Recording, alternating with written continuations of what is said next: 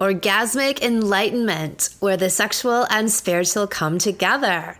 I'm Kim Anami, and I'm a holistic sex and relationship coach and a vaginal weightlifter.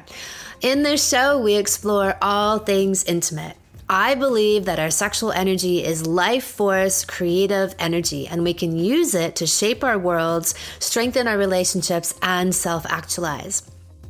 I blend the most avant-garde information from neuroscience, ancient sexual practices like Tantra and Taoism, to renegade wellness modalities to show you how to create gourmet sex in your lives.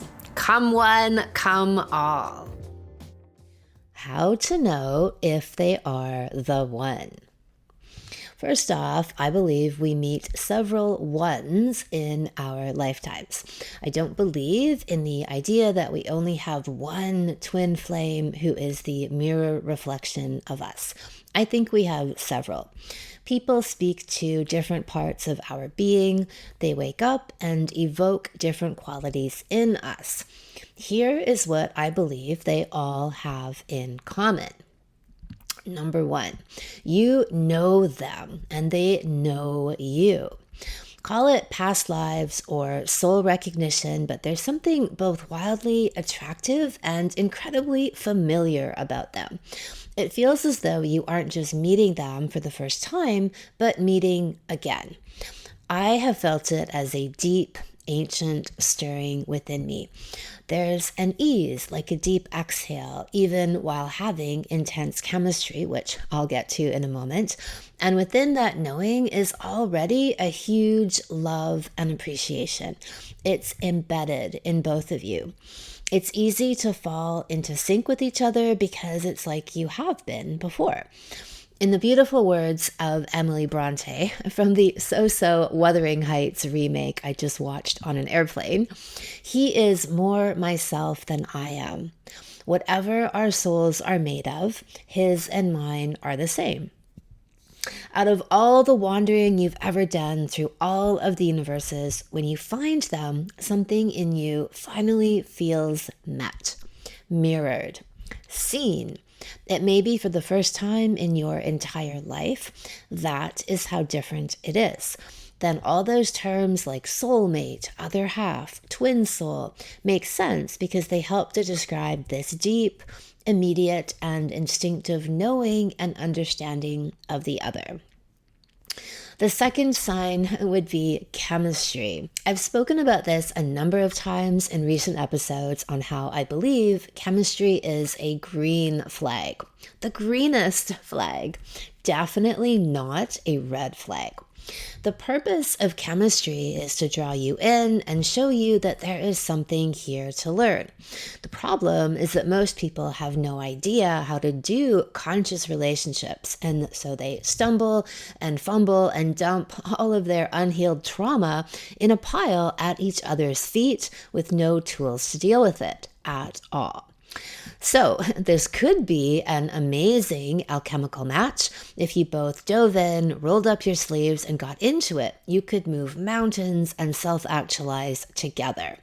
But if one wants to do that and the other doesn't, then you are doomed. Or if you're both schlepping through a haze of your open, festering, and severely suppressed wounds, then you do not stand a chance. It's not chemistry's fault. Chemistry did its job. It told you where to look. Then it's up to you. But if you couldn't God up, not man up, not woman up, but God up to fully reach for and get the prize, then stop blaming chemistry. You backed down or they backed down, and then it was your cue to leave. So back to the fact of chemistry. Yes, I believe all the important people in your life will have significant chemistry. They are going to blow you over in some way. Sometimes I felt this as an immediate weak in the knees, heart pounding, adrenaline rush. Other times it's like an electric shock, a jolt to the system. It halts you in your tracks. There is always a sign.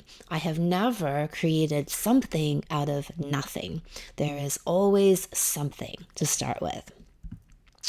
Sign number 3, they see and bring out parts of you that no one else does. For all the ages you've spent with the plebes in your lives, killing time, being around people for the sake of some kind of company, it all gets eradicated in this moment when you are truly seen. This person perceives and adores qualities in you that go over everyone else's heads.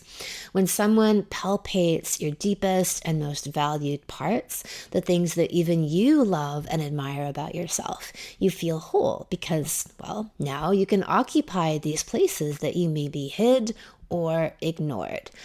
You feel alive in an entirely different way because previously dormant parts of you have been loved alive.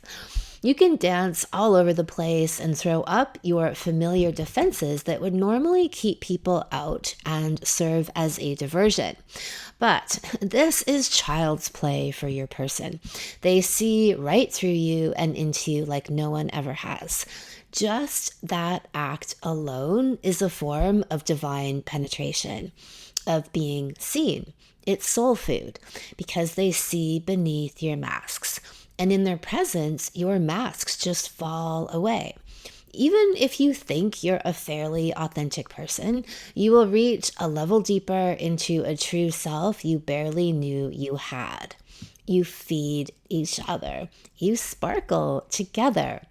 When all these unseen, unhealed, unloved parts finally get illuminated. And when I say these unseen parts, I'm not just talking about your wounds and your darkness, but your light. It's like your secret favorite places you go to physically, energetically, and you want to take them there. And they love and appreciate being there. They see the secret things in you and the world that you also see, like your own private language. Before, it was just you seeing the world or even yourself in this way, and now someone else does too. Number 4, the love is unconditional and more accepting. Even their flaws seem beautiful to you. I realize this might not hold true forever, especially if the relationship starts to break down, but at least initially and perpetually, if you master this conscious relationships thing, you accept and love everything about them. Their strange habits and idiosyncrasies become endearing and fascinating. Even when you're angry or fighting, you find yourself smiling and in wonderment at who is this person and where did they come from?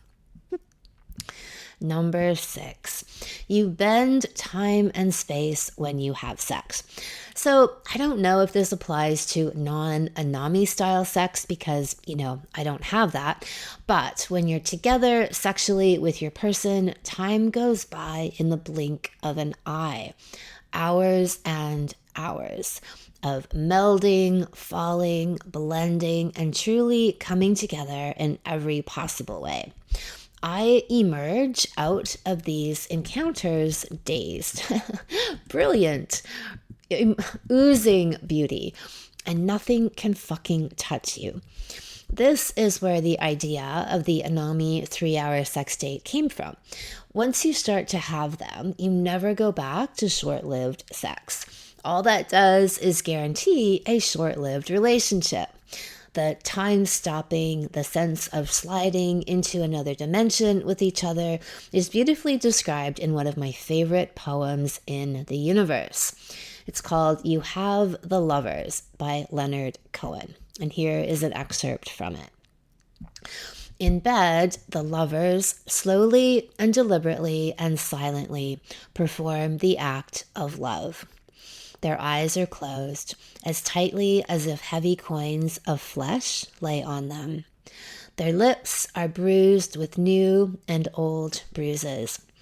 Her hair and his beard are hopelessly tangled. When he puts his mouth against her shoulder, she is uncertain whether her shoulder has given or received the kiss. All her flesh is like a mouth. He carries his fingers along her waist and feels his own waist caressed.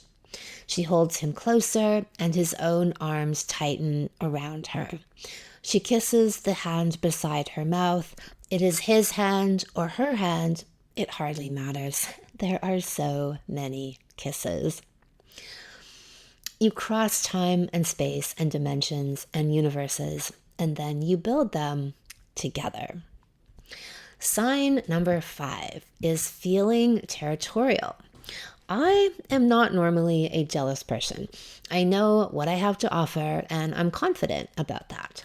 But I remember being on a trip with my man, and he had been arranging everything with this woman at the resort we went to.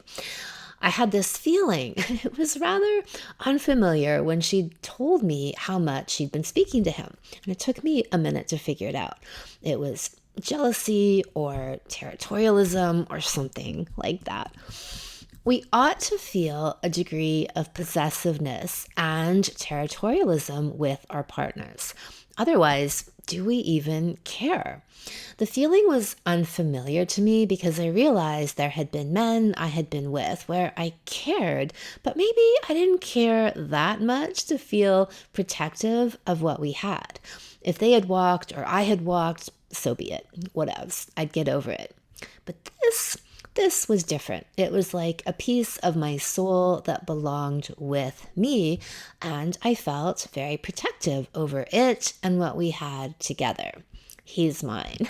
This is mine. Hands off. I think this is totally normal and even abnormal if it doesn't exist. So this is different from insecurity and fear of abandonment. That is our own stuff to be reconciled. In this case, I believe it's natural. The urge is natural to protect what you love. I also think it's a very accurate litmus test to how much you actually deeply care. Sign number 6, life gets more playful with them. Small, random things, everything you do together becomes fun. The same sexual and emotional depth you share permeates into everything and makes it all that much more interesting. Maybe because you are so fully seen and met that your defenses fall away and you approach the world without your guard up. You let everything in. You are so much more open to what life brings you. Bruce Lipton talks about this in his observations of the inner workings of cells. And he says, a cell is either in protection or growth. It cannot be in both at once. So if you're in protection, you aren't growing. When you feel connected and melded and like you have each other's backs, you can relax. Your walls are down with them, and then they come down everywhere. Your experience of life is entirely different. And guess what? You can stay there. This isn't just the initial stages of falling in love, nature's dirty trick it plays on people. No. If you are using Anami-style tools, your default state becomes openness and a raw heart. This is where we live now. Sign number 7, of course. If it's not a fuck yes, it's a no. When you know, you know. It's a certainty. There are no questions or doubts. I would describe it as a quiet, calm confidence. For me, from the moment I've laid eyes on these people, I knew. People make a habit of rationalizing lukewarm maybes in their lives. Instead, start to live with and practice the faith, self-love, and courage that you are allowed to have fuck yeses in everything. Make a habit of rejecting the tepid, the talk yourself into it in anything. From the clothes you buy to the home you live in and the humans you inhabit and who inhabit you. You will know them by the fuck yes they elicit. You won't have to talk yourself into it. Aspiring to mediocrity is a bad habit. Aspire to godlike status instead and assume it's coming for you. Sign number 8, it's mutual. You are both wildly, intensely into each other. It's unstoppable. They can't keep away from you, and you can't keep away from them. They would move mountains for you, and you for them. There's no guessing and wondering how they feel. It's so obvious how smitten they are with you. They have no desire to hide it. It's more about how will we navigate this thing, this collision of worlds, and make a life together. Not, do you like me? What are these mixed signals that I have to decode? Nah, the truth of your connection was established from the first moment or even millennia ago. The rest is just planning. And because of that, sign number 9, all games are gone. Games happen when people hedge their bets and are not being honest, or when they're dating filler or fluff. Then it all becomes so hazy and complicated because one or both people don't really want the other. So games come in as a stalling mechanism, diverting away from the truth about what this really is. But when you both want each other, like I said before, you will move towards it and make it happen. You aren't second guessing text and calls and what you say to them. You don't have to, because it's impossible to cringe someone who really sees and gets you. You are free to be vulnerable and let it shake you to your core. In fact, that is the only way you're going to win. If you try to play games, it'll slip through your fingers. But honestly, in my experience, what I found is that with these people, you don't even have an urge to play games. You just move, you find yourselves inexorably drawn to each other. And number 10, it's all alchemy, baby. There is but one true purpose in love: alchemy and self-actualization. That's it. With the most significant people I've ever been with, I am constantly changed, alchemized into higher, better, more beautiful versions of myself. I become calmer, more refined, graceful, because they see all of me and they pronounce it sacred. My face changes, it shapeshifts and becomes more radiant with no extra beauty treatments. My body changes, it sculpts itself differently, even with no change in my fitness routine. Everything becomes more self-realized, apropos of nothing except good lovin'. And you see it in them too. They become objectively more gorgeous because you loved and adored every ounce of them and they you. And now all of you shines in a way that becomes iridescent. Your glow, the infamous glow of the well-fucked woman and the well-fucked man, begins to guide your life, stepping out ahead of you in every situation, radiating your most lustrous God self out into the universe. You start occupying the highest in yourself, and others see you and interact with that part of you, because that is who you are now. You, the youest of you. Free and clear of all the haze and the blocks and diversions you used to throw out in front of you to prevent you from being seen and known. And now, because someone sees and knows it all, you are free to be all of it. And it's not that you can't get far on your own. You can, but you're going to get farther, faster, exponentially deeper when you find this person. They help to accelerate your growth and your healing into quantum dimensions, at least if you have the Anami style tools to use with them. To meet and be around like minds and souls is a rarity, and that is why I created our Anami Land community, to up everyone's chances, to create a rarefied group of higher level bodies and minds to hang out together. Because I don't do small talk. I do big, deep, and meaningful talk. If I can set the tone of a dinner party, then it's going to be the best dinner party anyone has ever been to. That's what Anami Land is, the place to go deep and find others who want the same thing. Friends, lovers, companions, it's all here.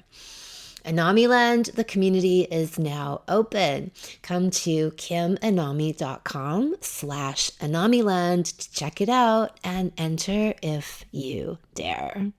Thank you so much for listening. Subscribe to the podcast, leave a review, and send somebody else the gift of a multi-orgasmic and transformational love life by sharing this episode with them. If you'd like to go deeper into all things orgasms, sign up for my free Orgasmopedia series, where you'll learn about 9 different types of orgasms everyone can have.